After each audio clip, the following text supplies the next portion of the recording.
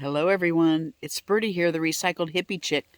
Hey, I'm out mushroom hunting today, and I thought I would practice editing my videos and see if cause see, I'm looking at the wrong place. I think I need to be looking over here. See if I can edit and add little snippets to the end of my videos to just show little things I'm doing in my life. So I'm at a friend's ranch today, mushroom hunting, and I'm just seeing beautiful nature and just wanted to share it with you. So let me turn you around and show you my first tree I found. I can't even, it's so massive I can hardly fit it in my screen. But these are the roots, just to show you. Normally the ground would be up here.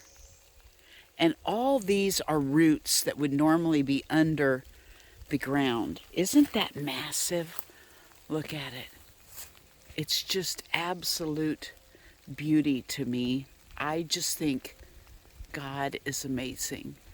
This massively huge, I call it an army tree, but I'm not sure what they're called. They have that white bark, sweet gum, or I don't know what they are.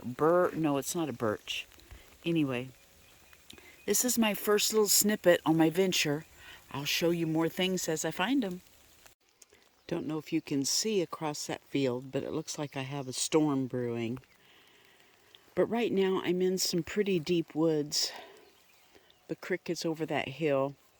My car is back that way, so I decided I'm just going to scour through the woods on my way back looking. I just wanted to show you kind of what I'm in. Not a sign. I found a beaver foot on one of the deer paths. I found all kinds of poo. I found coyote poo, deer poo, coon poo.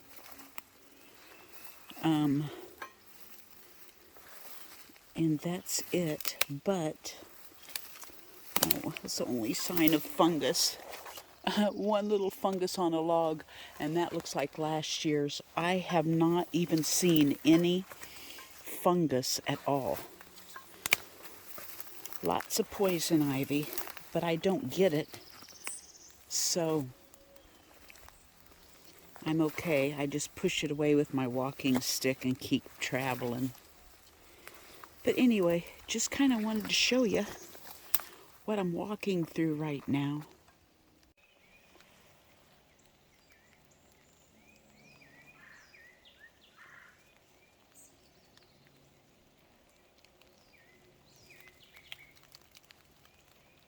It's so quiet out here.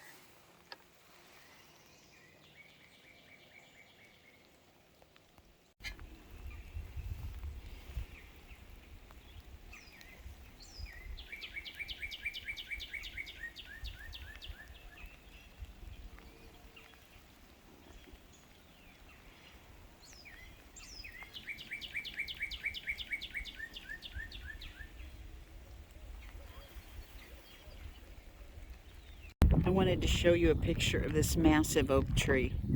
It's half alive, half dead. This is called the picnic tree to the family that owns this ranch.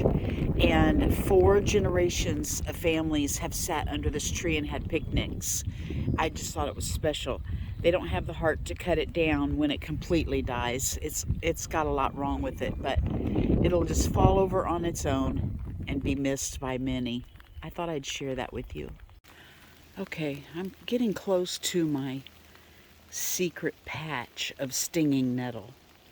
But I wanted to show you this great big area where over the years it has flooded and left these dead trees piled up. I've seen all kinds of critter dens going into it here, there, and yonder, where I don't know how many animals are living in it, but I thought it was interesting. Normally this would be the wonderful environment for mushrooms, but I'm just going to tell you my amateur scientist You know, I'm an amateur scientist. I'm going to give you my opinion. My opinion is that I think you can get so remote that you don't find mushrooms, because I've not seen a shelf mushroom, even a poisonous mushroom. I've seen no evidence of past mushrooms on my walk today, any kind of fungus at all. I think my scientific conclusion is that there have been so many animals through here, and you can see where you come into a clearing where they've been this morning. Like, they're ravaging through. There's loose dirt, leaves have been scratched up, you know. I think that there's so many critters out here in the remote areas that they have already found any kind of fungus living and eaten it for food, because, you know, this is their livelihood. God has probably equipped them with this supersonic smell that leads them right to any kind of fungus. I know deer love mushrooms. I'm sure all animals do. But I know there's a park near my house, which I think I'm going to stop on my way home, that has walking paths through it that people in our little town enjoy. And my granddaughter and I have walked through there before and found at least 15 different species of fungus. We always take pictures of them because our goal and our bucket list is to make a coffee table book with all of our pictures of fungus and mushrooms in it. But that's a well-beaten path, see, and not a lot of animals probably go through there able to look for mushrooms because people are there all the time. So mushrooms are able to grow. Where I'm out here remote, where all these animals are scavenging all the time, and they have kept the mushrooms cleared out. That's my scientific conclusion. I'm going to show you some of the weeds as I come across them. This is Indian poke right here. This is edible in a small state. Do not take my word for anything, because I may not be exactly correct. But this is, I'm pretty sure, edible in a young stage as a green. But once it gets older and gets berries on it, you cannot eat it. It's deadly poison. So know your weeds, at what stage you can eat them in, and how to prepare them. I haven't gotten to my stinging nettle patch yet, but look, I'm about to sneeze. Bless me. This is stinging nettle right here. I'll show you my huge patch when I get to it. This is also very edible and very medicinal. I'm taking some home today to make a tincture. And then, of course, right here, we have henbit. No? Yeah, this is henbit. It gets the little purple leaves on it. It's very medicinal and edible also. But I will show you a few little things as I run across them. I love weeds. I love their medicinal properties, and I love that they're edible. This is lamb's quarters. This is very, very medicinal and edible. This is what I pick, this and plantain. I love to put in my eggs in the morning and make into a green. It's so absolutely yummy. Okay, here it is. This is my secret patch of stinging nettle. Look at it. It's all through here. It's even over there. Last time I was here, it was just tiny, like these little guys. But now it's all grown. And look, you can see the animals know that it's good for them too, because they've been eating the tops off of it. So I'm going to pick some and make a tincture out of it. Absolutely excited. Okay, here at the base of this bunch, I have found some water dock. I wanted to show you what it looks like. It also kind of looks like poke, but it's not. Well, there's these. Let me see if I can find one.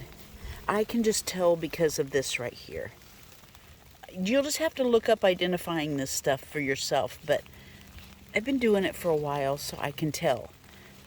It has like little sleeves. Don't know if you can see. See how the little shoots come out of these little sleeves? Anyway, that's how I can tell it's dock, water dock, and the stems are much smaller. See, there's a tall stem that comes out of the center of a water dock later that will produce its flower, and it's much smaller than poke. Poke gets a great big round stalk on it.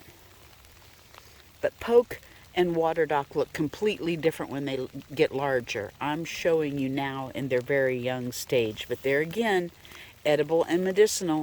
Thank you for joining me on my walk today. I hope I'm able to get this edited so you can see it. Thank you to Janet Nash's son for helping me out on my editing. Bye-bye from Birdie.